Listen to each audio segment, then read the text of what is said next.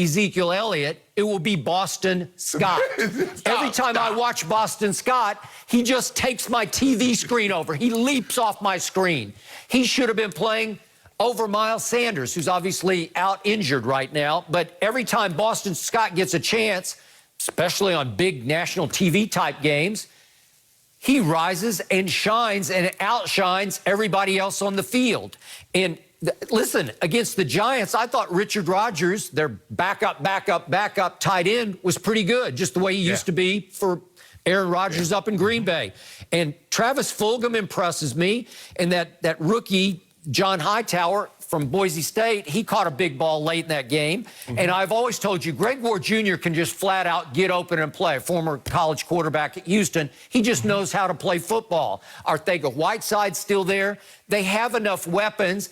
I just think they'll just run rampant on my defense because everybody else has. And if somebody can explain to me, Mr. Sharp, what has happened to my man Jalen Smith? He runs around like a man possessed by demons, like he doesn't even know where he is. The play's going this way, and he's just running over here like he's possessed. I don't know. How can I defend anything I have on defense, and now all the veteran presence is gone? What's left? Where's my hope? Where's my evidence that you think this is going to be a competitive game? Well, Skip, let me address your first thing first. When you said Jerry cut a lot of the big free agents that he signed in the offseason, I guess that was Jerry's way of saying I'm trimming the fat. So basically, I'm getting rid of all the excess. So now I'm down to lean meat. So now maybe we're going to be able to see the defense that I envision it being, Skip. But here's the thing. If you watch the Eagles, Skip, they start fast. You remember last week, go right down the field and score. If you remember, they jumped out 17-0 opening day on the Washington football team. They start fast, and then they'll have this period of about 10 to 15 minutes. It could be a quarter, or it can start midway through a quarter and lapse into the another quarter, where they do absolutely nothing and give a team an opportunity to not only get back in the game, but take over the game. And that's what I'm afraid of, Skip. I'm afraid that they'll have one of these lulls again and allow the Cowboys to get confidence and either get back into the game or seize control of the ball game, because they still have those offensive weapons. The question is he going to be upright long enough to throw the ball or to get the ball to those guys? Defensively, Skip, I really don't have a whole lot of confidence in them. As long as Wentz, because, Skip, you know what he does now. As good as he is, as good as I believe he is and is going to get better, he will turn the ball over via interception, and when they hit him, the ball comes out. He will do that. Now, the question is, when he puts the ball in harm's way, can the Cowboys catch it? Shannon, we have 2 takeaways the whole year. What do you mean? Unless walk it to him means he's going to walk it to Xavier Woods and hand it to him, because that's the only way Xavier Woods or anybody else in the secondary is going to intercept one. Well, you remember last year, Skip, on the Sunday night game, what happened is that the turnover happened early. D-Law came in there, got a strip, and Jalen Smith jumped on the football, and it really changed the complexion of the ball game. And then I think the next time, Goddard. They hit Goddard, and Goddard fumbled. He did. And next thing you know, it was 14-0, and the Cowboys never looked back, and the Eagles never looked up. And so that's what the Cowboys have to hope for. They have to hope that they can take the ball away and keep this game, stay in the game early. Because what we've seen, Skip, through the first 8 weeks, as you mentioned, they've fallen so far behind. They've been behind by at least 14 in 6 straight games. That is a recipe for disaster. I'd say. If they can just keep it close. Because it's been a while, Skip, since they've been nip and tuck in a ball game late in the fourth quarter, where they've had the lead, a team has to catch them. Normally, they're trying to make up 16, 20 points in the fourth quarter to get back into a ball game. So, Shannon, my only tiny ray of hope, I think Zach Martin, my all-pro guard, I think he's going to play, but I don't know that for sure. He's been in concussion protocol, but he did practice, so I'm going to guess he's going to play.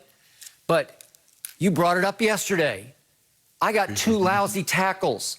My bookend tackles, one's an undrafted free agent rookie from Texas Tech, and the other one, once upon a time, was a first-round pick, who's Cam Irving, who's really struggling now, got cut by Kansas City. He did start 8 games for them last year, but he wasn't very good Sunday against the Washington football team.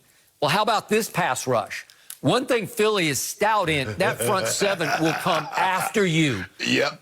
Jim Schwartz will have them split out in that wide nine, and here they will come. Yes. And they are going to wreak hell on poor little Ben DiNucci. He's not that big. He's like 6'2", 200. So it's not like he's a 6'4", 230, prototype quarterback. So, right. Shannon, so this is the first time in the history of the show that my emotions have completely swung. So I'm not sure exactly where the spread is going to land. It's been as high as 9.5. I think right now it's in the 8 range on Fox Bet. Mm-hmm. But how about I'll take Philadelphia and I will give you the points. Will you do that? No, I don't. Why not? I will root against my team. I'll take the Eagles. You will not cover. Root.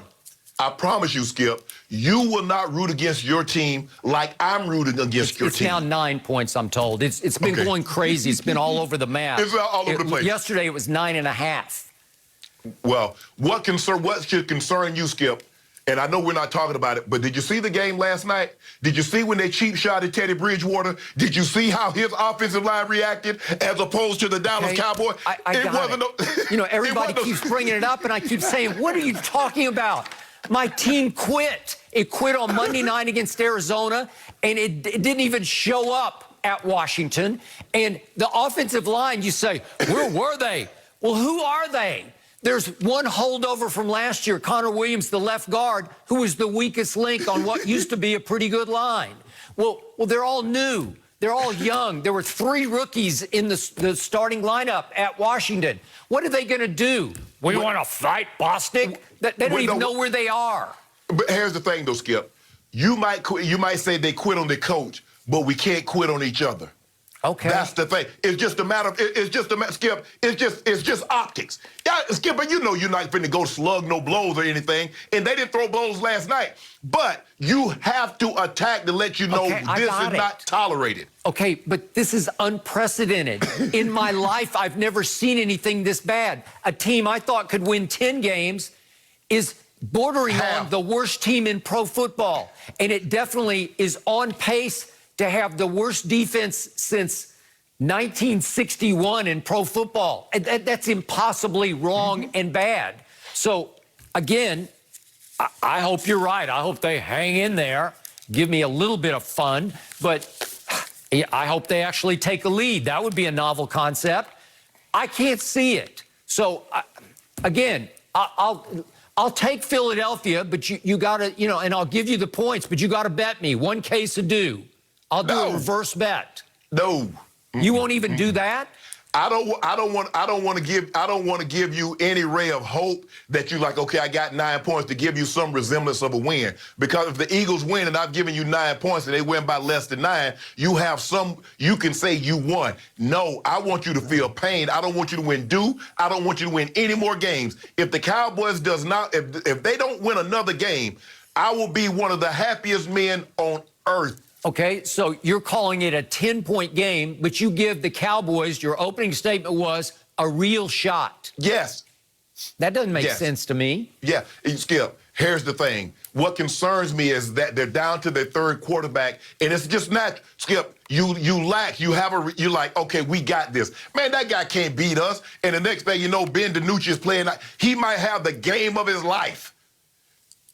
I just don't need it to be this week. Okay, he will not have the game of his life because he's never had the game of his life. I'm sorry, it's not going to happen. If you told me that Andy Dalton is going to play Sunday night, which is still a possibility, they haven't ruled him out yet. He's got to pass all the concussion protocols, and I'm doubtful of it. But if you told me he was going to play, okay, maybe.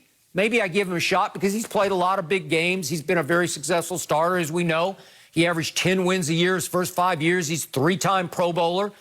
Then I could feel like he might be able to stand up to the rush, make a few plays, keep him in the game. But not poor little Ben DiNucci. Stop it. Here's the thing, though, Skip. You never know. They might be actually practicing as if Andy Dalton's going to play. because, like you said, he hasn't been officially ruled out. So they might be preparing. We're preparing as if Andy Dalton's going to play, not knowing where the bad is going to get. I keep calling the man bad. Ben DiNucci is going to actually get into the game. So, Skip, it's the unknown. Who are we actually preparing for? And how are the Cowboys, how are they going to actually call the game if Ben DiNucci is the starting quarterback? I know, but it's not like Andy Dalton is Lamar Jackson and you have to prepare for his legs. I don't know. Aren't they kind of 6 of one, half dozen of the other as far as preparation? Skip, I love all of your Halloween names for this matchup. We got a scary movie. We got a Sunday nightmare. It's just going to be a spooky, scary matchup. But we're going to switch gears and now talk about the GOAT. Did Tom Brady's October performance just make him the favorite to win the MVP?